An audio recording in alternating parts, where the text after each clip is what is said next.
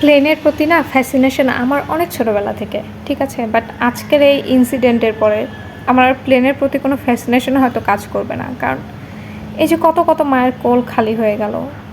একটা মা-বাবা বা মা-বাবা একজন বাচ্চার জন্য কতখানি আশা করে, কতখানি ধৈর্য নেয়, কতখানি স্বপ্ন নিয়ে বুক বাঁধে। অনেক মা-বাবার হয়তো অনেক বছর পরে একটা সন্তান আল্লাহ তাদের দান করেছেন। কিন্তু এই সমস্ত দুর্ঘটনার কারণে ওই সমস্ত মা-বাবার কোল খালি হয়ে গেল। ছোট, ছোট বাচ্চাদের জীবন প্রদীপ নিভে গেল। আসলে এখানে বলার মতো কিছু নাই। শুধু আফসোস ছাড়া আমরা আর কিচ্ছু করতে পারি না।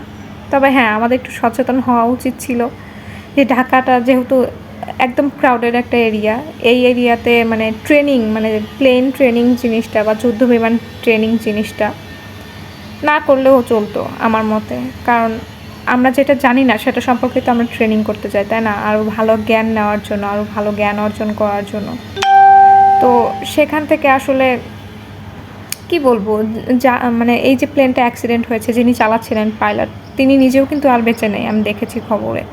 তো তিনি তারা কিন্তু যথাসাধ্য চেষ্টা করেছেন। আসলে আল্লাহ ভাগ্যে যেটা লিখে রেখেছেন সেটাই হয়েছে। তবে আল্লাহর কাছে এতটুকুই দোয়া করব যে আল্লাহ এরকম দুর্ঘটনার সাক্ষী আর কখনো কাউকে করো না। এই কত মা-বাবা, কত আশা, কত স্বপ্ন নিয়ে বুক বেঁধেছিল বাচ্চাদের জন্য, সে সমস্ত কিছু নষ্ট হয়ে গেল। আল্লাহ যাদের কষ্ট দিয়েছেন তাদের কষ্টগুলো লাঘব করে দিন। যে সমস্ত বাচ্চাগুলো মারা গেছে বা যারা মারা গেছেন তাদেরকে আল্লাহ জান্নাত নসিব করুন।